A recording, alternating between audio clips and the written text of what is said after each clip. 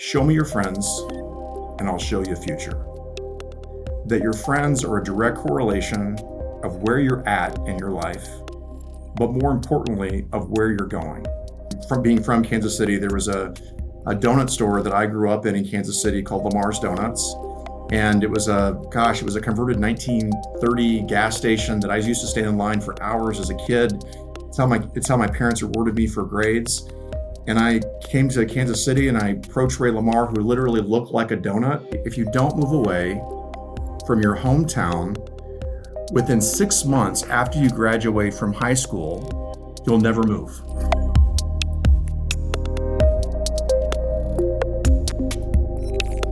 Every once in a while, we meet someone who reminds us that the safest path isn't always the right one. In this episode, Rob Adams takes us inside the world of bold bets, quiet conviction, and decisions that change everything. From walking away from certainty, to spotting patterns before they become obvious, to navigating the messy intersection of fear and ambition, this is a conversation about trusting your gut when the map doesn't exist yet. Whether you are a founder, investor, or dreamer, Rob's story is an invitation to think bigger, risk smarter, and play the long game. Let's dive in.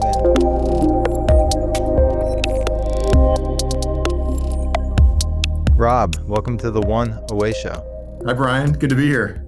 It's great to have you here. I'm glad you could make it. Sports jacket and all, looking sharp. Rob, what's your one away moment that you want to share with us today? In that question, Brian, there's so many things that I think about, but the one moment for me that top of mind comes to me was my grandmother. She used to have the Kansas City Star newspaper delivered every day. And so when I was probably about junior high, I just remember these stacks of these newspapers that she would have in her living room. She saved all these newspapers. And when I was a sophomore in high school, and I remember there was an article in the Kansas City Star, and it was a whole article about the study that was done.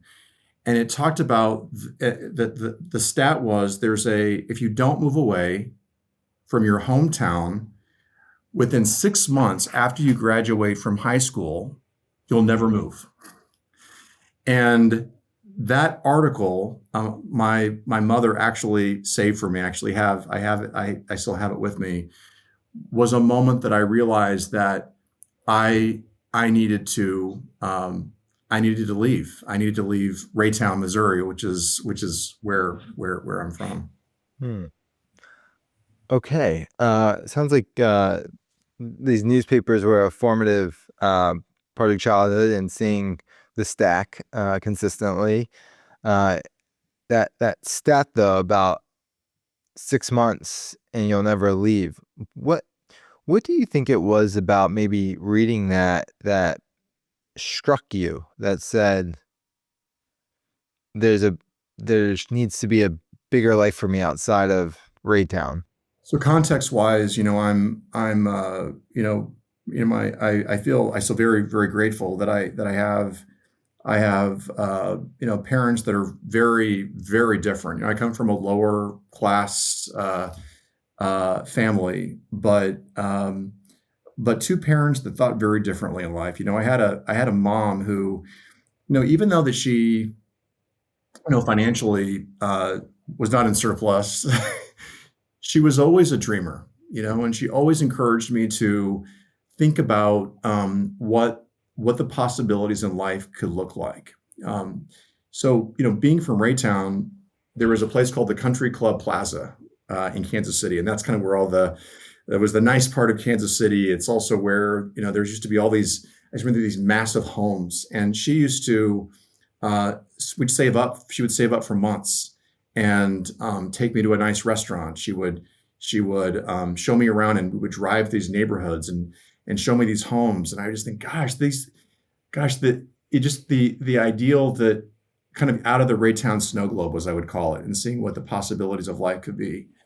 And on the other hand, I had a dad that, gosh, we come from four generations of being of craftsmen. And, then you have me who, Brian, I'm really good at changing light bulbs, but that's that's probably that's my max that I can do in terms of my craftsmanship. Um, but my dad would say things to me in a very, and I think back about the why he would say it. When I would talk about my dreams, my aspirations, the things I wanted to do, I always wanted to go into law. I always wanted to be an attorney. Um, but my dad would say things to me like, knowing that none of our family had ever gone to college, he would say to me, "Son, I think you just realize you were born in the wrong family. You were born in the wrong family." That's the idea that the things that I wanted to do, that that it wasn't consistent with the way that I where we came from. And now I realize that my dad was what he was really was saying. It's he was wanting me to do what was safe, what was known, what was. And I think the idea that I would do something different was a little bit maybe scary for him. Um, and so that that context of how I was raised, between my mom and my dad, that newspaper article, um, and then that led to another conversation with my high school counselor. So that article that I shared with you, I had a high school counselor. They're kind of talking about what professionally what you should do in colleges, and I remember her. I used to share with her all the things that I wanted to do, and I was going through all these options of all the places in Missouri to go to, and I remember her saying to me, "You need to leave. You need to Hmm. go."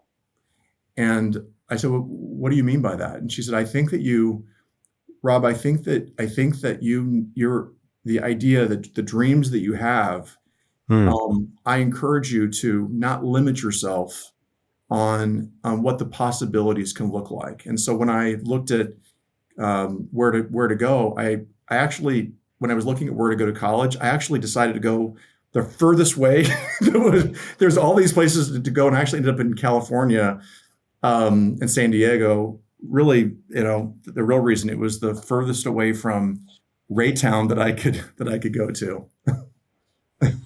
Wow, that's a pretty interesting reflection on childhood and how you grew up, and also this maybe what I'm perceiving to be this maybe tension or push and pull between, let's say, your mom's operating system and your dad's operating system, and it seems like the influence on you was you gravitated more towards your mom's way of seeing the world, but the structure and the financial understanding of how to make dreams happen maybe weren't as tangible to you. Is that fair?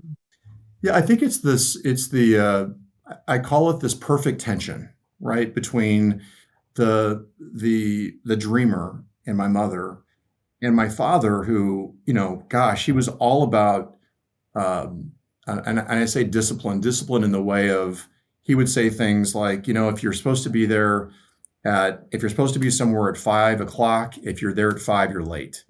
Um, he would say, whatever you want to do, you got to invest in it. You got to put the work in. And so I think that the discipline that my dad taught me, my dad was very much, he also would say things like, don't let anyone tell you you can't do something. He would say things to me, the confidence is key. Um, and so I think it's the idea that discipline, confidence from my father, um, with the idea that, um, don't let anyone tell you can't do something. you know, that's definitely instilled in me with the idea with my mom, who's, you know, dream, like dream, like think about what in life is possible, and what your own personal potential can look like. Hmm. Yeah, that's special. It's cool. You can kind of look back and kind of sit in the seat and speak to it so thoughtfully and eloquently. And so I want to take me to your first day at school in San Diego. What was the exact college? for context? University of San Diego. Okay, Yeah. University of San Diego. What was, you got there, you were the furthest west possible, maybe beyond Hawaii. You were really out there. Like, what did you, what were you seeing for yourself in the world? Like, what was the mentality? Was it, hey, this just seems like a fun thing, but or like, what was the deeper Rob, like, what you wanted in the world for yourself at that time? Well, what I remember is, I just going back to that article that I talked to you about earlier. It was just so deep into me that I had to get out, had to get out. That my high school graduation. So the way our high school graduation worked, you had the graduation, and then there was like this party afterwards. And I I had an '83 Honda Accord, and Brian, I had to put I had to put a quart of oil daily in my Honda Accord to get this thing to keep this thing going. And I just remember that I was so excited for what the future was going to look like, and going to California, that I packed everything that I had in my Honda Accord the night of my high school graduation. And I remember my parents had saved up to give me money for my graduation, and I don't know, I think maybe it was, call it $100 that they had given me that day. And I remember walking off the stage of my high school graduation, and I didn't go to the party. I said goodbye to my mom and my dad, and I got in the car. I got in my car, my Honda Accord, and I didn't have the money to be able uh, to pay for hotels. So I would pull along when I was tired. I would pull along the side of the road, and I would get some sleep, and I would just keep going. But I think about that now, it was I didn't know any better. I didn't that was just what you did. I'm like, I wasn't thinking about, didn't have the dollars for a hotel. I was thinking about, I just got to get there. Now, thinking about University of San Diego, this is there's a lot of nice, it was a nice school. There's lots of nice cars. I remember driving up to the campus and just visualizing all the smoke was coming out of my '83 Honda Accord. But also realizing that, the idea that this was the beginning, beginning of something, um, of a new life for me. And it just, I remember, gosh, wow, so many possibilities, seeing the ocean for the very first time, Mm. things that I'd never traveled outside of, um, Missouri in my life. So, um, you know, there, there was that memory that I had the very first day, the first week of being in California. Oh my God. Wow. I think you kind of got emotional there, you know? It's like you really went after, I mean, you said you skipped the party, you got straight in your car, hugged your parents, and you were off, and the possibility of a new beginning. When you think about that new beginning, or maybe some of the signs as you started to dive into this new beginning of life and classes, teachers, friends, Mhm. signs that maybe shaped and were formative to these new beginnings. Maybe what were some of those experiences or people or things that started to point to you and shape you in this, Rob new version? Yeah, my mom was she loves quotes Mm. when I was growing up. And I have so many quotes in my mind that I remember that she would say. But of all the quotes, all the things that I remember, there was one that I just, to this day, I it's I still today replay it over and over. And she would say, "Show me your friends, and I'll show you a future." That your friends are a direct correlation of where you're at in your life, but more importantly, of where you're going. And so I think that was something that I grew up thinking, and I think I so I was very aware of the fact that of the people that I was surrounding myself with was a really good litmus test of where I was at and where I was headed. And so I think that I naturally was drawn to people that were um, curious, people that were I think people that I like to surround myself with people like that were very much have this kind of challenger mindset. Um, there was a couple of people that were key during that time period. One was I remember an economics teacher that I had, and I didn't. So I minored in international business, and with the idea of also with pre-law, with the idea of going to law school.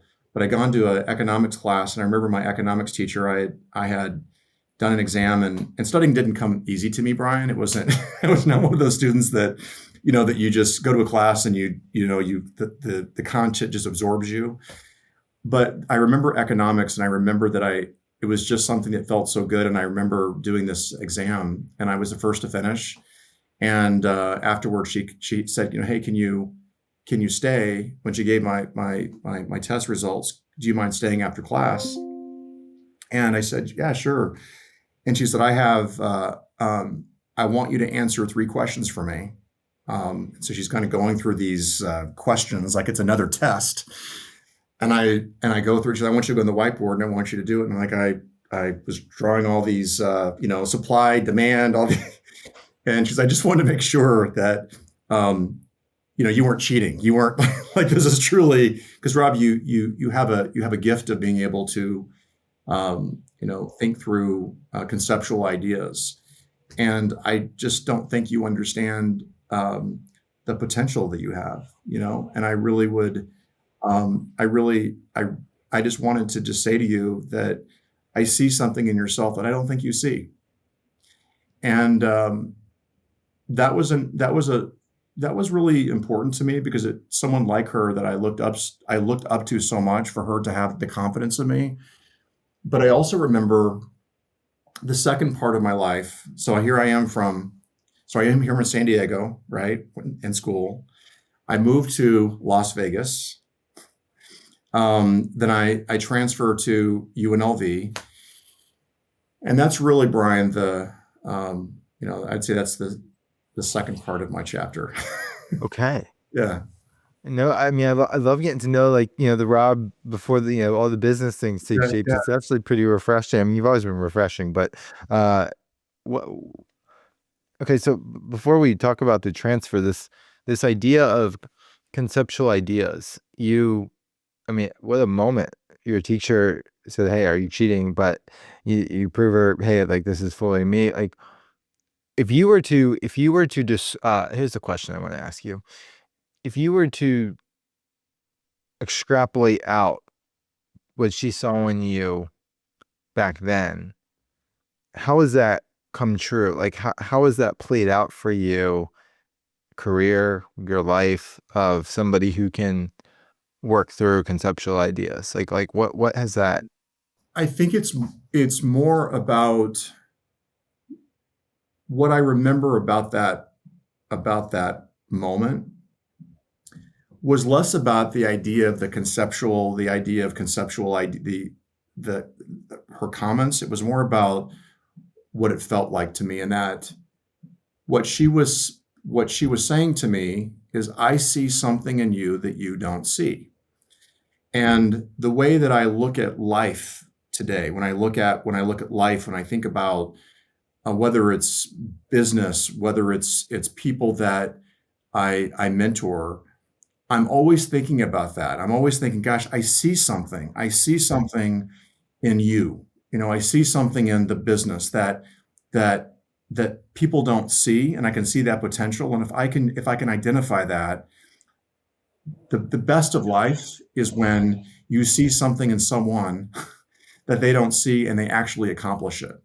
And I think that as I think about it from the impact that that whole that moment that I had with her, it was she saw something in me that I didn't see, um, and she was all about wanting me to realize my fullest potential, and And I just think about that as generally as a philosophy of life that I like, that I know what creates the biggest joy in my life. Yeah, that's awesome. And it's neat that I think what you're saying here too is her, saying, "Hey, like there's something more here to you." And you're saying, whenever I have an opportunity to meet someone, I'm finding the good. I'm finding the good that can be built upon in that person, situation, business. And maybe that's why we connect so well, right? It's you choose to see the positive and opportunity, but if you're not careful, it has some risk. But I think more times than not, it can be a very, very special quality. So it's cool that she exemplified that for you. You mentioned this transfer. It's this second moment. Yeah. Yeah. Tell us more. Yeah. So I was 21, uh, around 2021. I'm in Las Vegas. I had transferred to UNLV. I was in a relationship at the time, and all the family was in Las Vegas. And so the idea was I was going to finish school at UNLV and then go to law school and UCLA right after that, right after I graduated. And I had become friends with one of my friends of mine. He came from a wealthy family. He was from the Michelin family, and you got to realize, like, got to again, I'm from Raytown, right? Like my grandmother used to do her laundry, dry all of our clothes outside.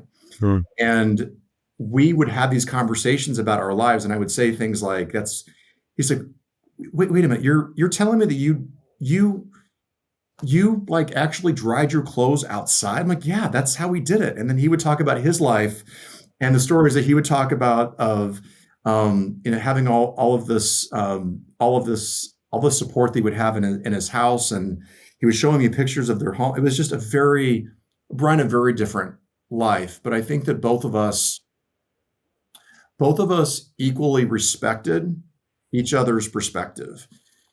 But what happened is that uh, Krispy Kreme donuts had come to, again, this is like 2000 and roughly 2001, 2002 time period. Krispy Kreme had just gone public. Huh. It was a big deal, right? They were going all over. They were like going all over the country, and they had just come to Las Vegas. They had just made their arrival in Las Vegas, and at that time there were hundreds of these local donut shops in Las Vegas.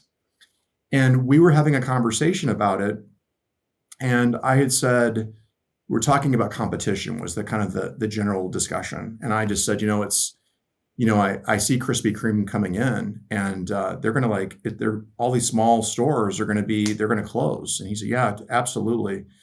I said, but there's going to be another competitor that's going to come in, and they're going to come in and they're going to compete with Krispy Kreme. And he said, what do you mean? And I said, well, like, and I was being humorous when I said it at the time. I said, well, like if I want to do that, I could do that. And he said, in the most respectful way, he said, no, you couldn't. And I said, well, what do you mean? He said, because money always wins. And I said, what do you mean money always wins? He said, Rob, that's just the way life is that, you couldn't do that, because if you look at something like a Krispy Kreme, it wouldn't be possible. And so, Brian, that comment, taking back from my childhood of don't let anyone tell you can't do something, it was that comment. We made a bet, and I wasn't quite at that time thinking it was going to be me, but I said, well, let's make a bet that a company will come into Las Vegas and will close one of the larger Krispy Kreme stores in Las Vegas. And we made $100 bet that would happen. And there was something, I couldn't get it out of my mind. I just couldn't keep, it kept on replaying for me over and over and over of, he's saying I can't do that. I can't do that. I can't do that. I can't do that. So I fast forward. I called my mother and I said, uh, you know, I I've decided I'm not going to law school. And she said, okay, son, like what? Why? And I said, I'm going to start a donut company. And she said, you're doing drugs. I know it. Like, not doing drugs, but I believe in this concept. And so I ultimately took from being from Kansas City, there was a donut store that I grew up in Kansas City called Lamar's Donuts. And it was it was a converted 1930 gas station that I used to stand in line for hours as a kid. It's how my parents rewarded me for grades. And I came to Kansas City and I approached Ray Lamar, who literally looked like a donut. And he remembered me as Robbie. And I said, I have this idea. I want to do donuts what Starbucks has done to coffee, and kind of essentially elevate the experience. And he said, sure, if you want to learn, like come to Kansas City. So I came to Kansas City and I spent a month and I learned how to make donuts. And I had 13 credit cards that I was able to get. Kind of shows you the times why we got ourselves as an economy, we got ourselves into some tough situation. They were able. I was able to get $423,000 in credit cards, and I financed Lamar's Donuts. And fast forward, built Lamar's Donuts, had several locations, and ultimately I sold it to Andre Agassi, and one of the Krispy Kreme stores closed. And yes, I did get my $100 back from my friend. If you are a founder looking to grow without raising capital or giving up control, Relent is built for you. Founded by entrepreneurs who've scaled without outside funding, Relent helps companies find and retain talent, lower operational costs, and reinvest in growth. We've hired nearly 10 team members through Relent and streamlined our entire cost structure, freeing up capital to put toward what matters most. Even small teams can set up offshore operations quickly, compliantly, and without heavy infrastructure. With deep expertise in the India-US corridor, Relent combines cultural fluency with operational rigor and guides everything from team design to long-term scaling. Grow on your terms and start with Relent. To learn more, visit relent.team/arcbound. Oh my God, $400,000 in credit cards in the early 2000s. That's a great story of 22% interest rate. When I think about like the business rationalization of someone said that, would you like to get financing with 22%? I mean, again, knowing now what I know, I'd say, are you crazy? But back then I wasn't. I think there's some good of not understanding understanding everything, because it allows you to be able to take some risk. Did you have a plan? Like, did you mathematically know how it was going to ultimately work? Like, was that clear to you? I'm just like, yeah, you take all that. Was it kind of a hope and a dream and hope it works? Yeah. One of the things that I remember visualizing is kind of goes back to my econ class that I had, is that there was this, I had kind of thought through this idea about Krispy Kreme, and that the idea of a supply demand, right? I was thinking about that, the idea of Krispy Kreme donuts is that there's these hot glazed donuts are coming out off the conveyor, and that's all of the supply that's coming out.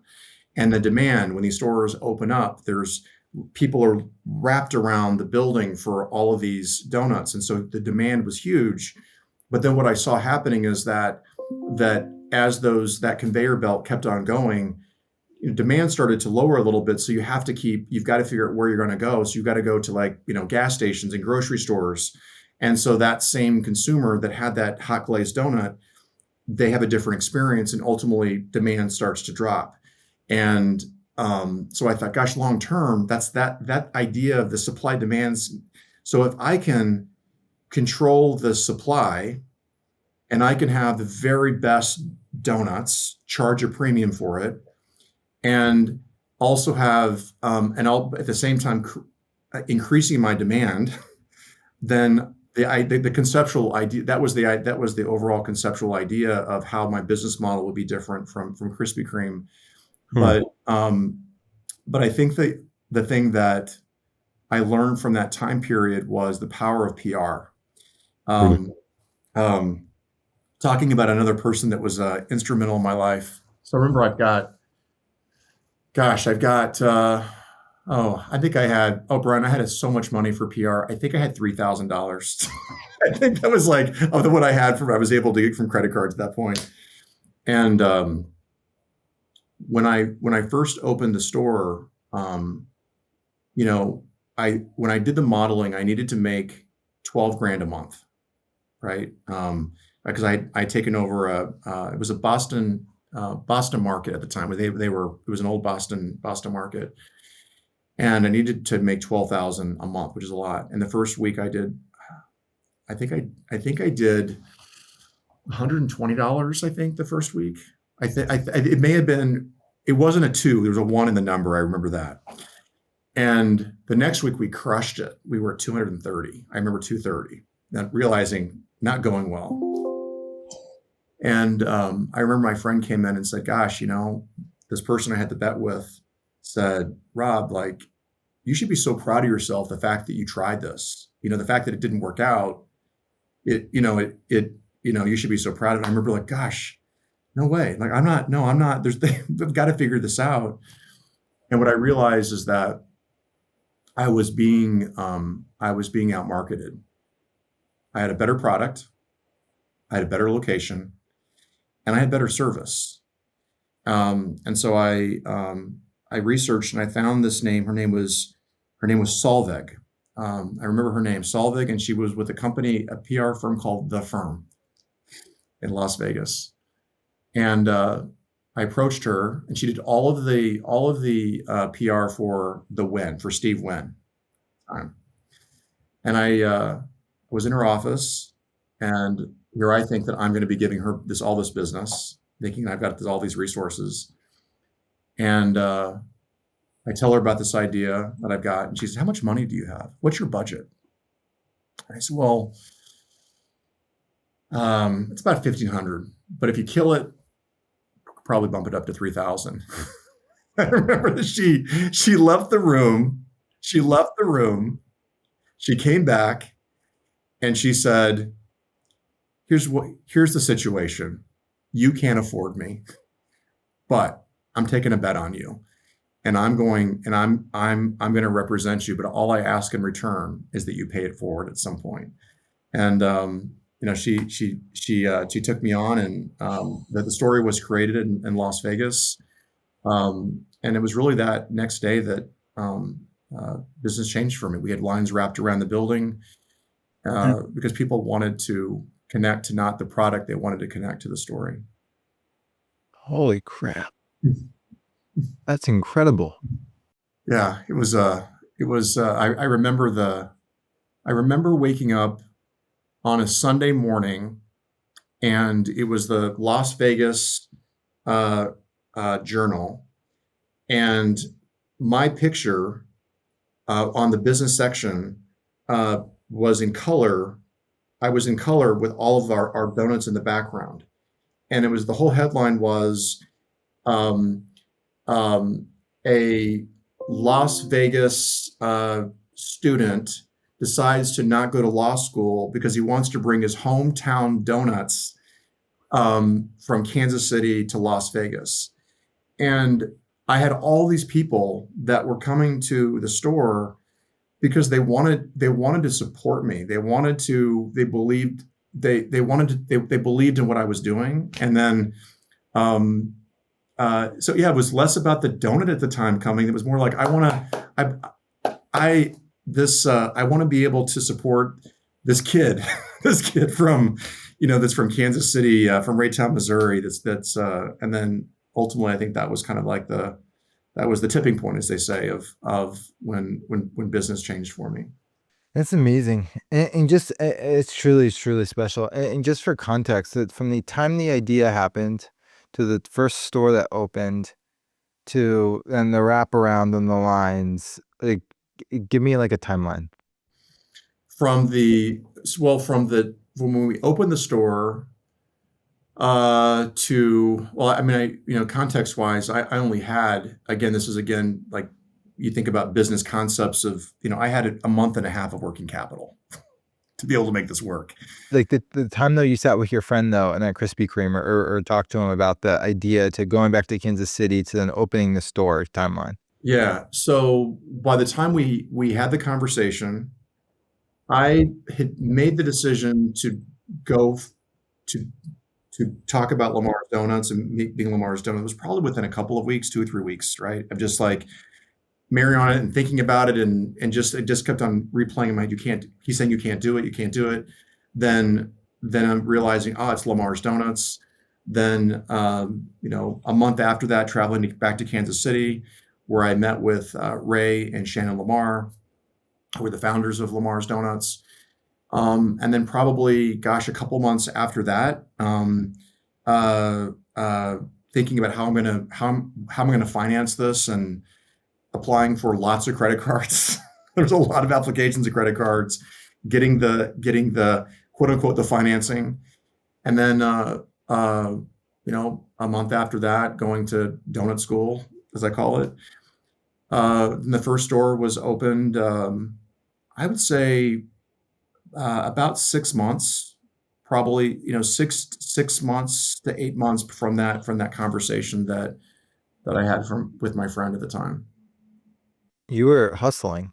This wasn't a tech company, but this was at the time. This was Lamar's Donuts coming to full scale.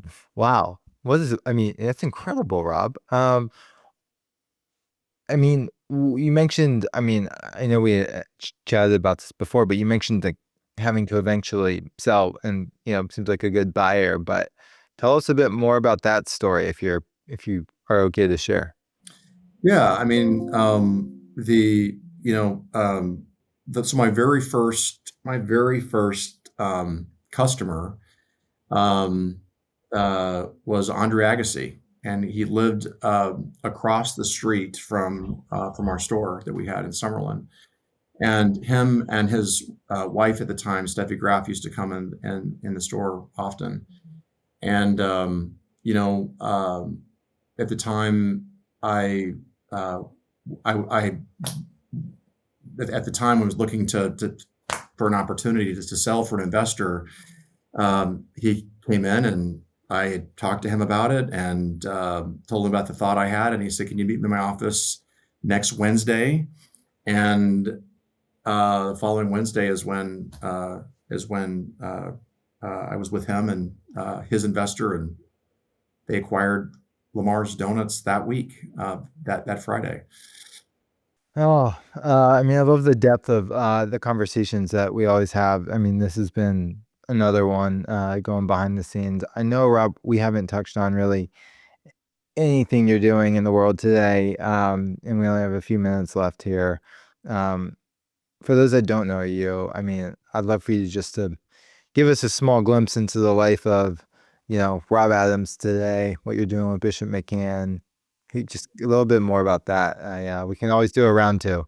Yeah, yeah. So I, kind of, if you kind of take that, Rob as the donut kid, my second part of my life was to technology, and really technology for me.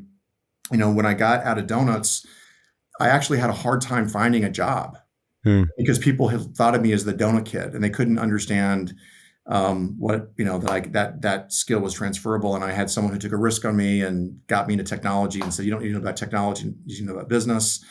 And that led to 10 years of being at Microsoft, which I was at Microsoft for 10 years.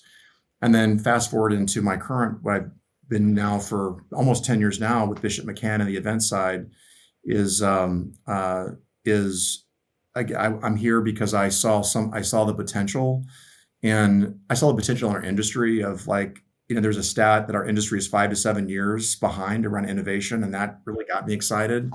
I also saw the opportunity that, thinking about impact and purpose, that how events have this real ripple effect that, you create, we talk about our mission, we create joy through our attendees, but 100 attendees It's not, we're not impacting 100 attendees. It's 100, it's 500, it's 5,000. It's exponential because of how it's transferable.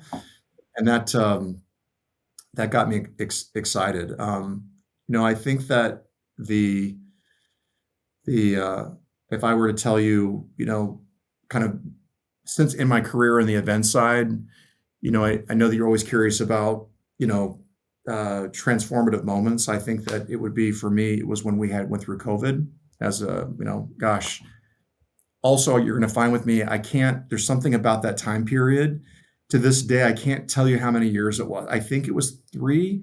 There's something around it because there's so much trauma associated with it. But during that time, we had 90% of our business that literally evaporated within 2 weeks. And so, going through that experience, I always talk about leadership. You've got to have this balance of head and heart. There was a time that I had to turn heart off because, you had to just literally just use the head, like that, with logically, like, how are you going to survive? Um, and then coming out of that, when business came back, you connect back to heart and you realize that the decisions that you had to make to save a business impacted people's lives. And another defining moment for me is I had to really dig deep into, going into things like purpose in life. And I went to India for a month. Found I wanted to find in life what happiness was all about. Came back and had lots of life lessons about that whole experience. And like one thing that I think about a lot is the importance of making sure in life that we always the brains is a function that always is trying to protect ourselves.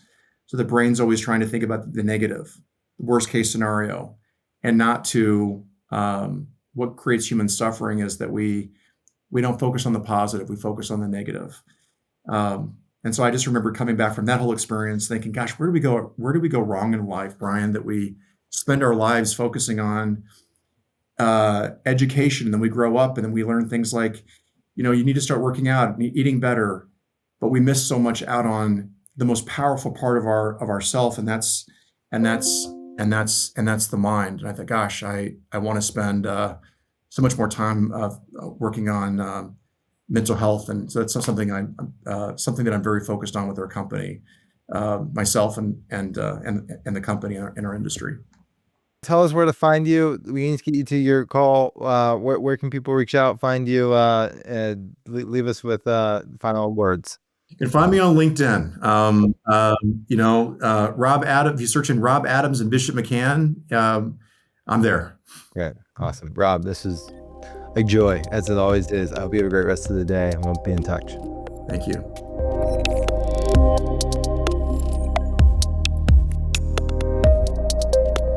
Listening to Rob Adams is a reminder that success isn't built in straight lines. It's a messy mix of instinct, timing, and the courage to move when everyone else hesitates. His journey teaches us that greatness often lives on the edges, where risk meets vision and where conviction outpaces certainty. If you are standing at a crossroads right now, wondering whether to stay comfortable or step forward, take this with you.